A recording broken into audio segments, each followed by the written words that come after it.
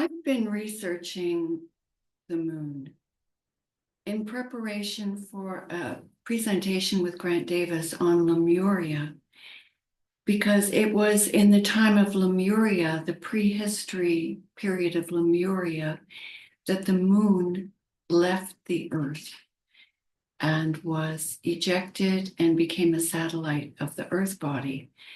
And that is a fascinating story as told by Rudolf Steiner.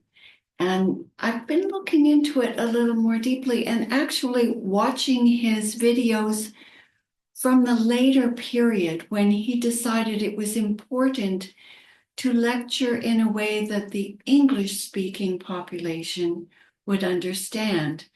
I suppose he had a little foresight about how popular he would be in England and Canada and the United States in this time, 100 years after he was teaching.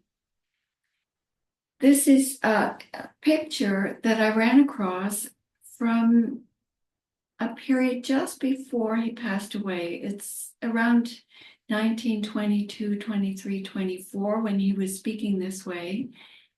And speaking to the English population, he spoke in pictures more. And it's a remarkable picture he gives of the moon. I'll give a link below so that you can read it on Rudolf Steiner Archive. Read it for yourself because there's quite a long preamble where he's really equating the planet to the human body, that Earth and human are one and the same thing. He speaks of the planet as a head, and he's often spoken of the shape of the skull as being sort of the reflection of the heavens and so forth. But in this, he really goes into what happens in the birthing process of human beings in gestation and birth, where the embryo develops first a head and then little small appendages that slowly turn into the limbs. And the organs, too, are just these little sacs, little pretty much open spaces that the organs develop into. But primarily, it's this orb. And then he equates that to the earth and the birthing of the baby as the birthing of the moon. And he describes the earth as having the moon within it. It is a situation where all the life on the earth reproduces itself really out of the substances of the earth itself, because with the moon within the earth and the sun outside, the earth itself is a birthing mother. So you think of the cosmic egg, sort of that image of the cosmic egg, that the substances of the earth, and during the Lemurian time, it was all a soup. It was really nothing was solid. The time we're speaking of before the earth left, mineral substances were dissolved within a soil moss combination, and out of this very soft substance, we actually make our bodies up out of earth substance. If you think of that, we are gathering in earth substance to make human bodies.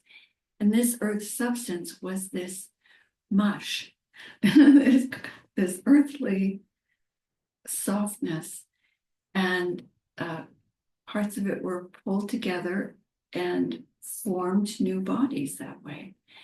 And it was when the earth left, or the moon left the earth, that the beings within it had to form into two sexes to fructify one another, because it wasn't the planet itself that was birthing life.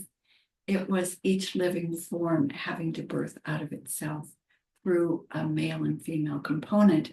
Before, the earth was the female and the sun, the solar, was the radiant male force. So this time when the moon was gestating within the earth, Steiner points out that the way our planet is configured, we have on one side more water and on the other side more land. So around the Pacific Ocean, there isn't as much land as there is on the opposite side, where we have the European continent and Africa and Asia and Australia. And on the other side is this great body of water. And that is where the moon's substances were removed from the earth. Steiner talks about this gathering together within the woman's womb and the blood vessels forming from out of the woman's body and going into this fetus within a sac, and that the earth with the moon within was like this sac around the moon, and the earth forces were going into this moon body, and that actually he says it was bulbing out of the earth before it was ejected through. So it was like the earth was pregnant with this bulbous moon substance forming together, and then it was pushed out through the Pacific Ocean, through it. There are tales of it going out through the Hawaiian Islands, and there's a tale that it leaves through Maui, through Haleakala Crater, mythology of Hawaii. But Steiner does say out of the Pacific, there was this ejection of the moon that then orbited around the earth. And that was the separation of the moon. And he goes on to speak about the hardening, that the substances that the earth bodies were made out of were no longer suitable for humans to incarnate into. So bodies would form, but souls couldn't enter into them. And part of those substances had to be removed so that out of earth forces, human souls could enter into these bodies being formed out of the substances of the earth. And what was removed was very hard material. It had been dissolved. You can't think of it as being hard within the earth, but they were the hardening forces. If you think of it spiritually, everything is formed out of spirit into matter. And spiritually, these forces were too hard.